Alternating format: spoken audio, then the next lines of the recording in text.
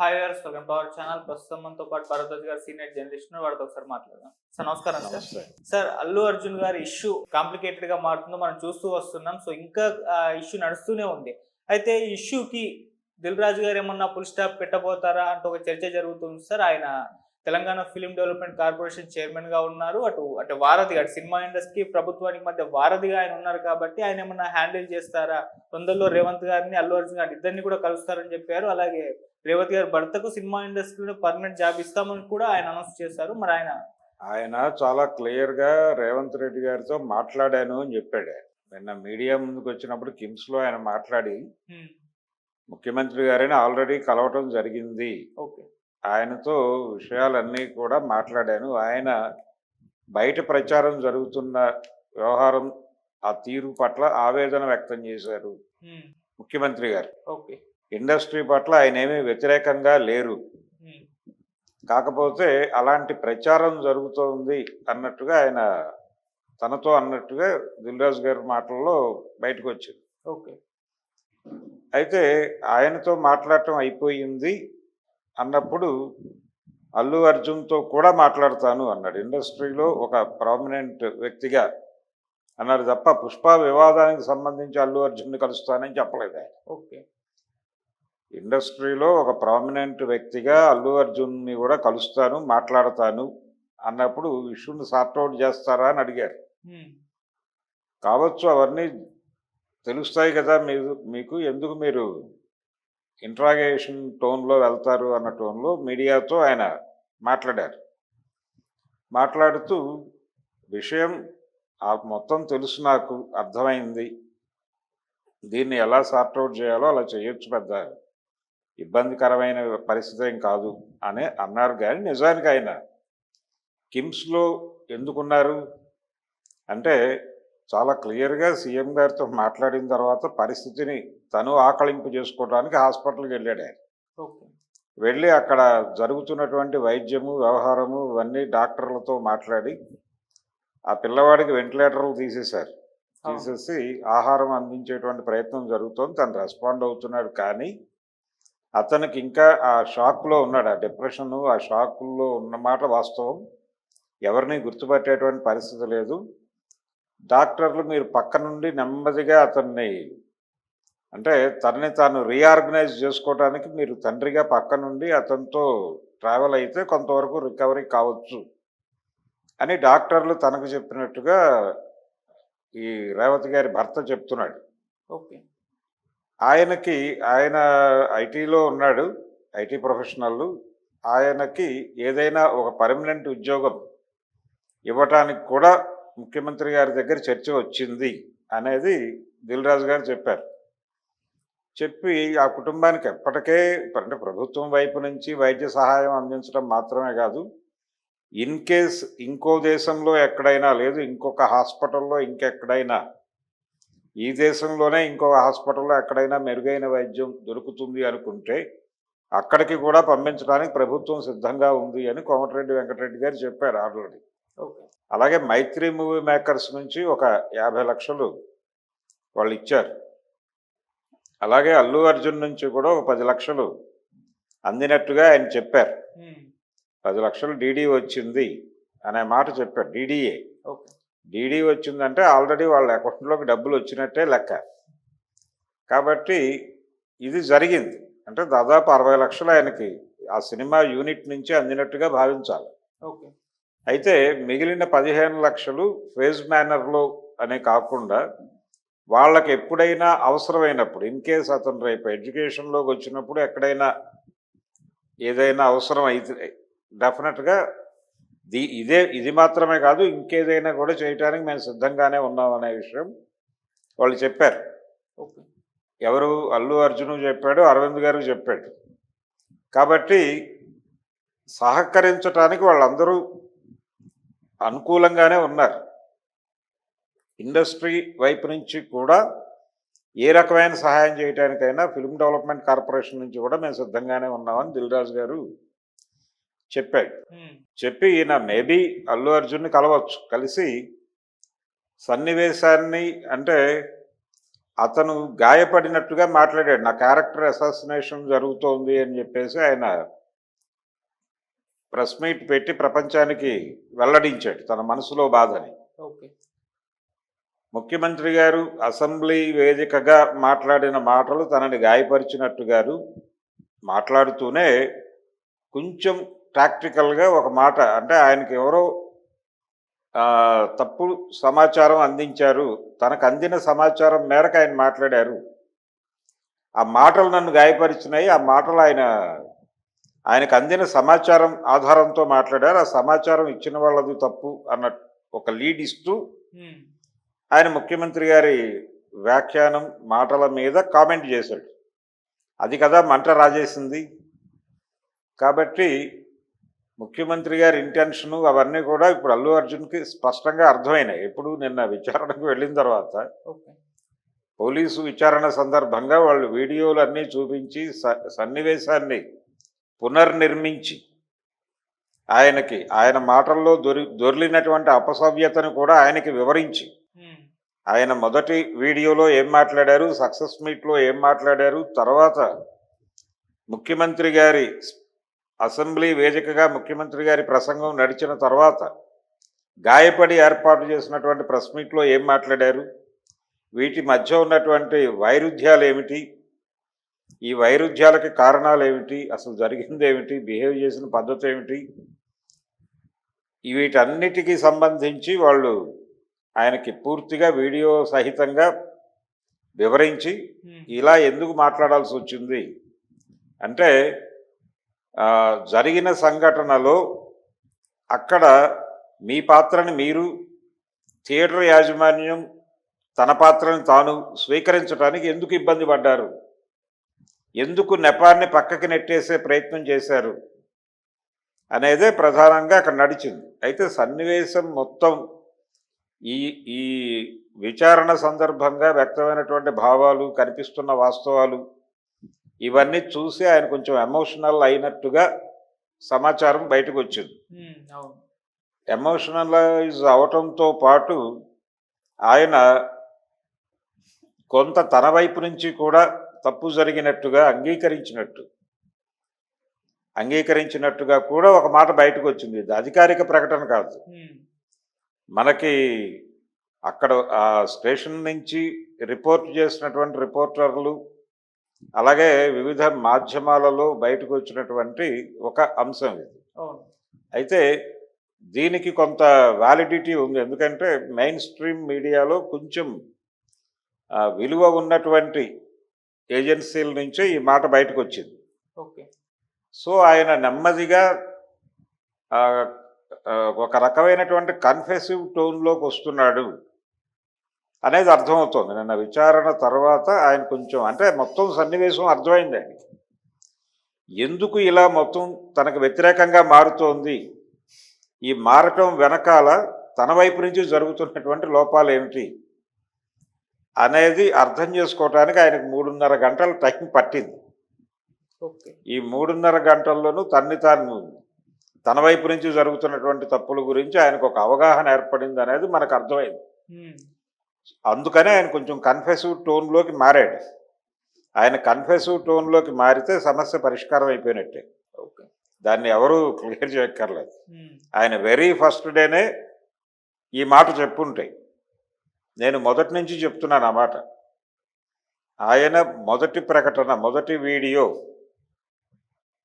జరిగిన సంఘటనలో మా వైపు నుంచి కూడా తప్పులు దొర్లి ఉండొచ్చు, థియేటర్ యాజమాన్యం నుంచి జరిగి ఉండొచ్చు, అలాగే యూనిట్ వైపు నుంచి జరిగి ఉండొచ్చు, మా పిఆర్ టీం నుంచి జరిగి ఉండొచ్చు, ఎవరి వైపు నుంచి జరిగినా ఇన్ టోటల్గా దానికి రెస్పాన్సిబిలిటీ నేను తీసుకుంటూ క్షమాపణ వేడుకుంటున్నాను ప్రభుత్వాన్ని, ప్రజలని కూడా అని ఉంటే చాలా గౌరవప్రదంగా ఉండేది.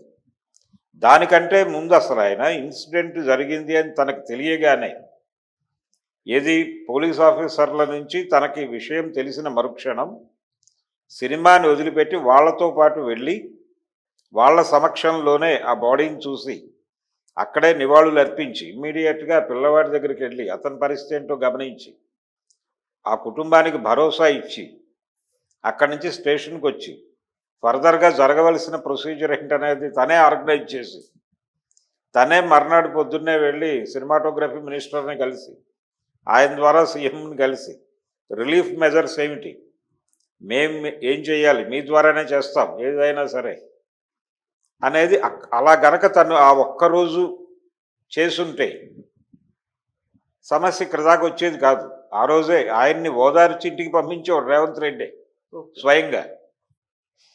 అది జరగల. మీరు ఎప్పుడైతే జరిగిన వ్యవహారంలో మా ప్రమేయం లేకుండా జరిగింది, అది కేవలం యాక్సిడెంటు అని మాట్లాడటం మొదలుపెట్టారో, పైగా పోలిక తెచ్చారు ఆయన. ఏది గతంలో చిరంజీవి గారి సినిమాలకి హెవీ క్రౌడ్ వచ్చి థియేటర్ల దగ్గర చనిపోయిన సందర్భాలు ఉన్నాయి, పవన్ కళ్యాణ్ సినిమాలు విడుదలైనప్పుడు జరిగిన సందర్భాలు ఉన్నాయి. ఆ సమయంలో ఆ సినిమాల్లో నేను లేకపోయినా కానీ నేను వెళ్ళాను సంఘటనా స్థలానికి అని చెప్పాడు ఆయన. ఆ సంఘటనలకి ఈ సంఘటనకి ఒక తేడా ఉందనే విషయం ఎవరూ మాట్లాడట్లా. అక్కడ టిక్కెట్ల కోసం జనం స్వచ్ఛందంగా ఘర్షణ పడి ఆ ఘర్షణలో చనిపోయారు. అది అందులో వీళ్ళ ఎవరి బాధ్యత లేదు, చిరంజీవి బాధ్యత లేదు, పవన్ కళ్యాణ్ బాధ్యత లేదు. థియేటర్ యాజమాన్యం రోల్ ఉంటే ఉంటుంది. అంటే ఆ క్రౌడ్ను ప్రాపర్గా మేనేజ్ చేయలేకపోవడం అనేదే ఒకటే లోపం. పాత రోజుల్లో ఎలా జరిగేదంటే థియేటర్కి 2 గేట్లు ఉంటే 2 గేట్లలో ఏ గేట్ తీస్తారో తెలియదు. ఈ గేట్ దగ్గర విపరీతంగా జనం ఉండేవాళ్ళు, ఆ గేట్ దగ్గర ఉండేవాళ్ళు. చాలా ఈ క్యూరియాసిటీ పెరిగిపోతున్న టైంలో వాళ్ళు వెళ్ళి ఒక గేట్ ఓపెన్ చేసేవాళ్ళు. ఓపెన్ చేసేసరికి యువతల గేట్ దగ్గర ఉన్న వాళ్ళు అవతల గేట్ దగ్గరికి పరిగెట్టేటప్పుడు మధ్యలో ఏమన్నా రోడ్డు కానుకుని ఉంటుంది థియేటర్ కాబట్టి, అక్కడ ఏమైనా డ్రైనేజీలు లాంటివి ఉంటే వాటిల్లో పడిపోయి గాయాల పాలు అవటం, ఈ పరిగెట్టే క్రమంలో పడిపోవటం, పడిపోయిన వాడిని కూడా పట్టించుకోకుండా పరిగెట్టుతూ తొక్కటం, అవయవాలు విరిగిపోవటం, ఇలాంటి రకరకాల డ్యామేజీలు. వీటితో పాటు బుకింగ్ కౌంటర్ల దగ్గర నుంచి గోడలు నిర్మించేవాళ్ళు చాలా దూరం. ఆ దానిలో ఇరుక్కుపోయి ఉండేవాళ్ళు, వాళ్ళ మీద నుంచి నడుచుకుంటూ వెళ్ళిపోయేవాళ్ళు కొంతమంది కౌంటర్ దగ్గరికి. ఈ ఘర్షణలో ఎవరైనా సరే గాలాడక చనిపోవటాలు ఇవి జరిగేవి, జనరల్గానే జరిగేవి. ఆ ప్రమాదాలు వేరు. అయితే ఇక్కడ జరిగింది ఏమిటి, ఇక్కడ టికెట్లు ఆల్రెడీ సోల్డ్ అవుట్, టికెట్లు కౌంటర్లో అమ్మలేదు. బుకింగ్ దగ్గర సంభవించిన ఘర్షణ కాదు ఇది. అందరి జేబుల్లోనూ టికెట్లు ఉన్నాయి. అక్కడ లోపలికి వెళ్ళి ఇప్పుడు రేవతి గారు వారి కుటుంబము మొత్తం కూడా టికెట్లు కలిగి ఉన్నారు. వాళ్ళు అలా వాళ్ళ వెహికల్ పార్క్ చేసుకుని లోపలికి వెళ్ళి సినిమా చూసి ఇంటికి వెళ్ళిపోవాలి. అది జరగాల్సిన ప్రొసీజర్. మీకు ఎప్పుడైనా సరే సినిమా థియేటర్ దగ్గర టికెట్లు సోల్డ్ అవుట్ అయిపోయి హౌస్ఫుల్ బోర్డు పెట్టిన తర్వాత అక్కడ జనం ఉండరు, ప్రశాంతంగా ఉంటుంది. ఇక్కడ కూడా అదే ఎక్స్పెక్ట్ చేస్తారు ఎవరైనా. కానీ unwanted crowd with hero enter అయింది అక్కడ. దాన్ని అంగీకరించడానికి ఎందుకు మొహమాట పడ్డారు అనేది మాత్రమే ఇష్యూ. కాబట్టి ఆయన వైపు నుంచి దొర్లినటువంటి తప్పులన్నీ కూడా ఆయన అంగీకరించినట్టుగా మనకు అర్థమవుతోంది విచారణ సందర్భంగా. ఇది ప్రధానంగా చూడాల్సినటువంటి అంశం. అంటే తగ్గేదే లే అన్నటువంటి పుష్ప కొంచెం తగ్గుతున్నట్టుగా కనిపిస్తోంది. అది జరిగితే ఇష్యూ పరిష్కారం అయిపోయినట్టు, ఇంకేం లేదు అక్కడ. సో దిల్ రాజు గారు ఒకసారి వెళ్ళి మాట్లాడేస్తే, ఆయన ఎలాగో మాట్లాడతానని చెప్పాడు. ఆయన ముఖ్యమంత్రి గారితో మాట్లాడిన తర్వాత అక్కడ వ్యక్తమైనటువంటి భావాలన్నీ కూడా ఈయనకు చేరవేస్తాడు. ఇటువైపు నుంచి జరిగినటువంటి అపసవ్యతలు ఏమిటో ఆయనకు అర్థం చేయించే ప్రయత్నం చేస్తాడు. ఆయన అర్థం చేసుకోవడానికి సిద్ధంగా ఉన్నాడు ఇప్పుడు. సో ఇష్యూ సాల్వ్ అయిపోయే వాతావరణం అయితే కనిపిస్తుంది. ఇది ఘర్షణ పెంచుకోవాలి అని వాళ్ళు అనుకోవడం లేదు. దీని వెనకాల రకరకాల స్పెక్యులేటివ్ స్టోరీస్ అల్లేస్తున్నారు. ఇండస్ట్రీ వెళ్ళిపోతుంది, ఇంకో పావు గంటలో ఫిలిం నగర్ ఖాళీ అయిపోతుంది అన్న టోన్లో. జరిగితే మంచిదే, కానీ ఇది కాదు దానికి నేపథ్యం. ఆంధ్ర పరిశ్రమ ఆంధ్రాకి వెళ్ళిపోవటం మంచిదే. ఆంధ్ర నిర్మాతలు ఆంధ్రాకి వెళ్ళిపోయి ఆంధ్ర ప్రభుత్వం ఆధ్వర్యంలో అక్కడ కూడా పరిశ్రమని ఎస్టాబ్లిష్ చేసి ఆంధ్ర ప్రాంతపు కథలు, ఆంధ్ర ప్రాంతపు ప్రజల జీవితాలు, వాళ్ళ సాంస్కృతిక వైవిధ్యము, ఆ నేపథ్యంలో కథలు నిర్మాణం చేసుకుని వాళ్ళ జీవితాల్లో నుంచి పుట్టిన కథలను సినిమాలుగా చేసి అక్కడి నుంచి కూడా పాన్ ఇండియా సినిమాలు చేయవచ్చు. ఇక్కడ మర్చిపోతున్న విషయం ఏంటంటే లోకల్ సమస్యల్ని గ్లోబల్ ప్రపంచానికి చెప్పటమే టెక్నిక్. ఓకే. పాన్ ఇండియా కోసం ప్రత్యేకమైన కథలు ఉండటం కాదు, లేకపోతే గ్లోబల్ మార్కెట్ కోసం ప్రత్యేకమైన కథలు తయారు చేసుకోవటం అనే భ్రమ నుంచి బయటకు రావాలి. లోకల్ ఇష్యూని గ్లోబల్ లెవెల్లో చెప్పటం అనే టెక్నిక్ని ఆకలింపు చేసుకుంటే ఏ డైరెక్టర్ అయినా కానీ అద్భుతమైన సినిమాలు తీయగలరు. అది తెలియకే గందరగోళ పడుతున్నారు. కాబట్టి వాళ్ళు ఇప్పుడు హైదరాబాద్కి యాక్సెస్ ఉండేటువంటి ఏరియాలు, జగ్గైపేట ఆ ఏరియాల్లో ఎక్కడైనా వాళ్ళు డెవలప్ చేసుకుంటే మంచిదే. అలాగే ఇక్కడ తెలంగాణ సినిమా ఎమర్జ్ అవుతుంది. అప్పుడు తెలంగాణ సినిమా ఆంధ్ర సినిమా ఉండటం మంచిదే ఒక రకంగా. ఇది చీలికగా చూడక్కర్లేదు. రాష్ట్రాలుగా ఎలాగూ విడిపోయారు.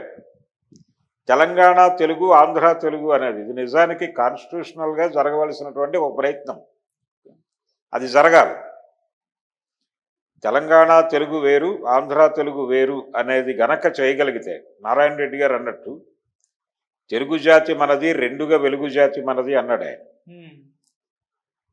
ఇలా గనక జరిగితే ఉత్తమ ప్రాంతీయ భాషా చిత్రం తెలంగాణ తెలుగు సినిమాకు ఒక అవార్డు వస్తుంది జాతీయ స్థాయిలో, ఆంధ్ర తెలుగు సినిమాకు ఒక అవార్డు వస్తుంది. అలాగే సాహిత్య అకాడమీ అవార్డులు వీటిలో కూడా తెలంగాణ తెలుగు గ్రంథానికి, తెలంగాణ తెలుగు కవికి ఒక అవార్డు, ఆంధ్ర తెలుగు కవికి ఒక అవార్డు దక్కుతుంది. అందుకని ఇది జరగాలి. ఇది జరగటం కోసం ప్రభుత్వాలు ప్రయత్నం చేయాలి. అది చేస్తే అలా జరిగితే మంచిదే. ఇది కాదు నేపథ్యం. ఊరికనే ఎందుకు ఫిలిం నగర్ ఇక్కడి నుంచి వెళ్ళిపోతుంది, లేకపోతే సినిమా ఇండస్ట్రీ వెళ్ళిపోతుంది, ఇవన్నీ స్పెక్యులేట్ చేస్తున్నారు. సినిమా పరిశ్రమ నుంచి ఎవరూ స్పందించలేదు ఈ విషయం మీద. వెళ్ళి ఆయన అరెస్ట్ అయ్యి బయటకు వచ్చాడు కాబట్టి వెళ్ళి ఒక సాలిడారిటీ తెలియజేశారు తప్ప ఇష్యూ మీద ఎవరూ మాట్లాడలే. ఎందుకు మాట్లాడలేదంటే వాళ్ళకి అది ఇష్యూ కాదు. అంటే అక్కడ ఆ ఇష్యూని ఖండిస్తే ఆ జరిగిన సంఘటన గురించి మాట్లాడాల్సి వస్తుంది. జరిగిన సంఘటన దురదృష్టకరం, దానిలో కొంత వీళ్ళ రోల్ ఉంది. ఇండస్ట్రీ వైపు నుంచి జరిగినటువంటి లోపాలు ఉన్నాయి, ఎగ్జిబిటర్ నుంచి జరిగిన లోపాలు ఉన్నాయి. ఇవన్నీ చర్చకు వస్తాయని ఎవరూ మాట్లాడలేదు. వ్యూహాత్మకముగా మెగా కుటుంబం కూడా మాట్లాడకపోవడానికి అది ఏ కారణము. వాళ్ళకి సింపతి లేక కాదు, సింపతి ఉంది. టువర్డ్స్ అల్లు అర్జున్ సింపతి ఉంది. జరిగిన సంఘటనలో ఆ మరణించినటువంటి కుటుంబం పట్ల సానుభూతి ఉంది. కానీ ఆ సంఘటనకున్నటువంటి ఈ రకరకాల డైమెన్షన్స్ ఉన్నాయి దానికి. అందుకని కొంచెం సంయమనంతో వ్యవహరించాల్సినటువంటి వ్యవహారం ఇది. ఇమ్మీడియట్గా ఏదో ఒక స్టాండ్ తీసుకునేటువంటి పరిస్థితి కాదు అనే ఉద్దేశంతోనే సైలెంట్గా ఉన్నారు. ఈవెన్ పవన్ కళ్యాణ్ కూడా అందుకే సైలెంట్గా ఉన్నాడు. అతనికి కూడా సింపతి ఉంది ఇతని పట్ల, లేదనే ప్రచారం కరెక్ట్ కాదు. సో సార్ట్అవుట్ అవుతుంది ఇష్యూ. అదేం పెద్ద గందరగోళం ఏం కాదు. తను ఆ మూడ్లోకి వచ్చాడు. దిల్ రాజు గారు వెళ్ళి మాట్లాడి సెటిల్ చేస్తాడు. ఆయనే చెప్పుకున్నట్టుగా వారధిగా ఒక వారధి నిర్మించి సార్ట్అవుట్ చేస్తారు. అలాగే ఈ సంఘటన నడుస్తున్నటువంటి టైంలో కొంచెం ఎమోషన్స్ అన్ని ఏరియాల్లోనూ రైజ్ అయినటువంటి సందర్భంగా కొంచెం అగ్రెసివ్ స్టేట్మెంట్స్ వచ్చినాయి. ఆ అగ్రెసివ్ స్టేట్మెంట్స్ అన్నీ ఆ మూడ్లో వచ్చిన స్టేట్మెంట్లుగానే చూడాలి. ఇప్పుడు ఆ మూడ్ పోయినప్పుడు వాటిని రివ్యూ చేసుకుంటారు. ఆ రోజు మాట్లాడిన మాటలని సమీక్షించుకుంటారు. ఇద్దరూ చేసుకుంటారు. రెండు వైపుల నుంచి జరుగుతుంది. జరిగినప్పుడు ఇండస్ట్రీకి ఏదో హామ్ జరగబోతోంది గవర్నమెంట్ నుంచి అనే జరుగుతున్నటువంటి ప్రచారం కూడా పక్కకి వెళ్ళిపోతుంది. తద్వారా ఇంకో 10-15 రోజుల్లో సాధారణ పరిస్థితులు వచ్చేటువంటి ఇదైతే ఉంది. ఎందుకంటే అవసరం ఇండస్ట్రీకి. రేపు సీజన్ రాబోతోంది. ఇంకొక వారం 10 రోజుల్లో కొత్త సంవత్సరంలోకి ప్రవేశిస్తున్నాం. కొత్త సంవత్సరంలోకి ప్రవేశిస్తున్నాం అనే గొడవ కంటే కూడా సంక్రాంతి మూడ్లోకి ప్రపంచం వెళ్ళిపోతుంది. సంక్రాంతి అంటే సినిమా పండగ. సంక్రాంతి సమయానికి ఇవన్నీ ఈ కలతల మేఘాలన్నీ తొలగించడం కోసం ప్రయత్నాలు చేస్తున్నారు. అది డెఫినెట్గా సానుకూల పడుతుంది అనేది ఆశిద్దాం. Thank you so much. Thank you.